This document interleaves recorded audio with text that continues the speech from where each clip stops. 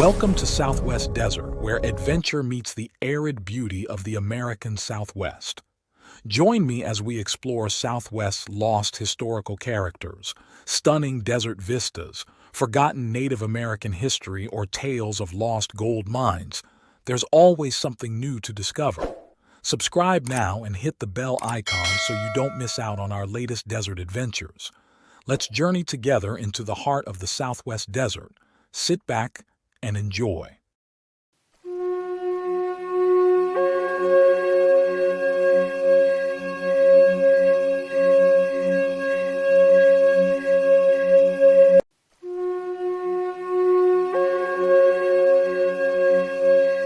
Welcome, listeners, to today's episode where we'll be exploring the fascinating history of Fort Bowie, a crucial outpost in the American Southwest that played a significant role in the Apache Wars. Nestled in the heart of what was once Apache territory, Fort Bowie stood as a sentinel, guarding one of the most treacherous stretches of road in the United States, Apache Pass. Picture this. It's the mid-19th century, and the road to California runs through a narrow, winding defile in southeastern Arizona known as Apache Pass. This 8-mile stretch of road witnessed more bloodshed than perhaps any other in the United States at that time. It was here, in the heart of Cochise's Apache Empire, that countless ambushes took place, claiming the lives of stagecoach passengers, wagon train settlers, lone travelers, and U.S. cavalry troops. The pass, located between the Chiricahua Mountains to the south and the Dos Cabezas Mountains to the north, was an ideal location for the Apache warriors to stage their attacks.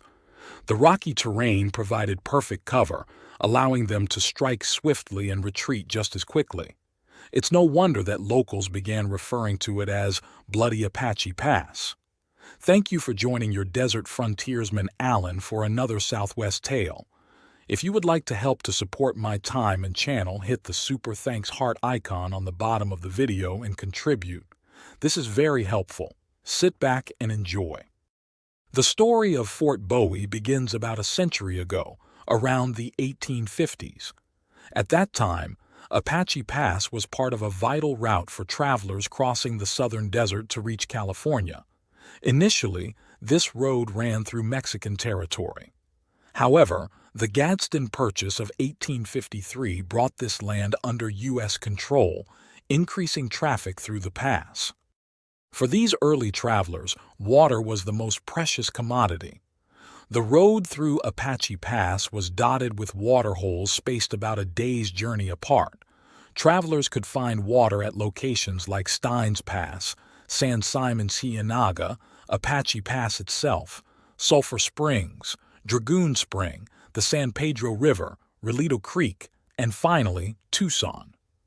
This made Apache Pass not just strategically important for travel, but literally a lifeline in the harsh desert environment. In 1858, the first Butterfield Overland Mail stagecoach from St. Louis to San Francisco wound its way through Apache Pass.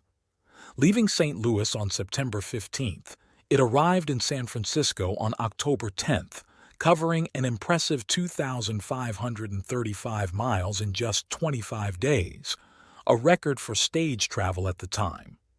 This new mail route brought increased traffic through Apache Pass, and with it, increased danger. The tension between the Apache and the newcomers came to a head in 1860 with what became known as the Bascom Affair. Lieutenant George Bascom, a young and inexperienced officer, arranged a meeting with the renowned Apache leader Cochise under a flag of truce. However, what was meant to be a peaceful negotiation quickly turned into a disastrous confrontation. Bascom, acting on faulty intelligence, attempted to take Cochise prisoner. The Apache chief managed to escape, slashing his way out of the tent, but some of his warriors were captured by the soldiers. In retaliation, Cochise captured several white prospectors and a stage station attendant. What followed was a tragic series of events that would ignite years of conflict. Cochise offered to exchange his white prisoners for the captured Apache warriors. When Bascom refused, Cochise made the grim decision to execute the white prisoners within sight of the soldiers. The U.S. troops responded in kind, selecting a sturdy oak tree and hanging their Apache captives. This incident marked a turning point. Cochise, feeling betrayed and enraged, declared war on the whites. For the next 12 years, this war would be waged with great cruelty on both sides, turning Apache Pass into an even more dangerous gauntlet for travelers to run. The outbreak of the Civil War in 1861 further complicated matters in Apache Pass. As U.S. troops were withdrawn from the territory to fight in the east, the Apaches were left in virtual control of the region. However, the war also indirectly led to the establishment of Fort Bowie. In response to Lincoln's call for volunteers, California organized a group known as the California Column. These volunteers initially hoped to be sent east as combat troops. However, due to concerns about the loyalty of some men and the risk of desertion to the Confederacy, the Army instead tasked them with defending Arizona and New Mexico against Indian raids. In 1862, the California Volunteers occupied some of the abandoned Army posts and built new ones. Among these new outposts was Fort Bowie, named in honor of Colonel George W. Bowie of the California Volunteers. Fort Bowie's establishment was preceded by a significant battle. In July 1862, a force consisting of 3 companies of infantry and 1 of cavalry left Tucson for New Mexico, following the Apache Pass route. As they approached the pass, Cochise and his warriors, joined by the forces of another prominent Apache leader, Mangus Coloradas, prepared an ambush. The Apache had carefully constructed rock redoubts, blending them with the natural outcroppings of the hillsides to block the path to the crucial water supply. However, the Californians were prepared for trouble. They had brought along 2 howitzers, which would prove decisive in the coming fight. As the troops neared the pass, their scouts sensed danger. When the hidden Apaches opened fire, the soldiers quickly wheeled their howitzers into position and began lobbing shells onto the hillsides. The exploding shells were something the Apache had never encountered before. One Apache later reported that it seemed as if the soldiers were shooting wagon wheels into their defenses. Faced with this unexpected and terrifying weapon, the Apache warriors fled in panic. Cochise attempted a second attack when the wagon train carrying supplies entered the pass, but again, the Native Americans were defeated. This battle, which took place on July 14, 1862, was possibly Cochise's worst defeat, with over 60 of his braves killed. The U.S. forces, in contrast, suffered only 2 killed and 3 wounded. Recognizing the strategic importance of Apache Pass, General James Henry Carleton of the California Column ordered the immediate construction of a fort. Fort Bowie was quickly erected, its buildings constructed without delay. However, its presence didn't immediately diminish the Apache threat. The dangers of Apache Pass remained very real. Mail was scheduled to arrive at the fort from Tucson once a week, but in a period of just 16 months, the Native Americans killed 22 mail carriers. The peril was so great that stage drivers and mail carriers were offered pay bonuses for risking the dangers of Apache Pass. Over the next few decades, Fort Bowie would play a crucial role in the ongoing conflicts with the Apache.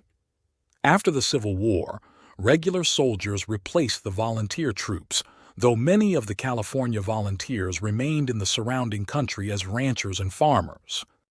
The fort saw its share of notable figures and events. Major Sumner, son of a famous Civil War general, commanded the fort for a brief term. General George Crook, for whom the Crook National Forest is named, made Fort Bowie his headquarters during a period when he was working to persuade many fugitive Native Americans to return from Mexico to the San Carlos Reservation. Perhaps most famously, the legendary Apache leader Geronimo was held at Fort Bowie after his surrender in 1886. He remained there until the Army was ready to transport him by train to Fort Pickens, Florida. 2 years later, he was reunited with his family and removed to Fort Sill, Oklahoma. As the 19th century drew to a close, the need for Fort Bowie began to diminish. The completion of the Southern Pacific Railroad across Arizona in 1881 changed travel patterns. The railroad followed an easier grade around the Dos Cabezas Mountains and through Railroad Pass, and the overland route soon followed suit. Apache Pass was used less frequently, and the threat from Apache raids had largely subsided.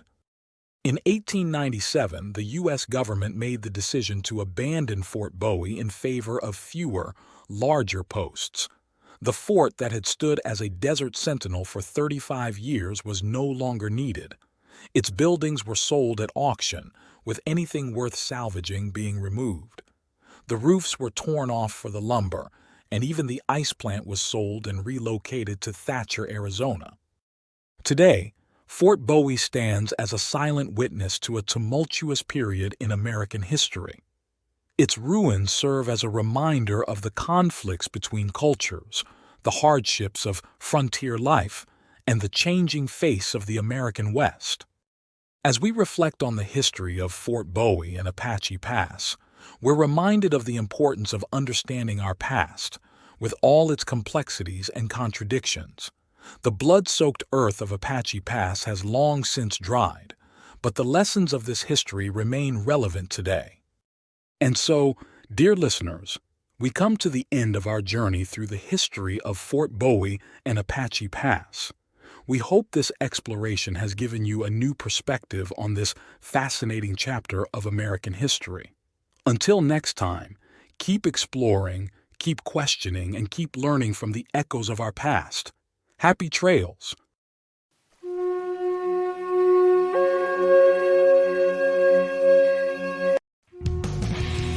Thanks for watching. If you enjoyed this video, don't forget to like, comment, share, and subscribe for more great content. Hit the notification bell so you never miss an update. See you in the next video.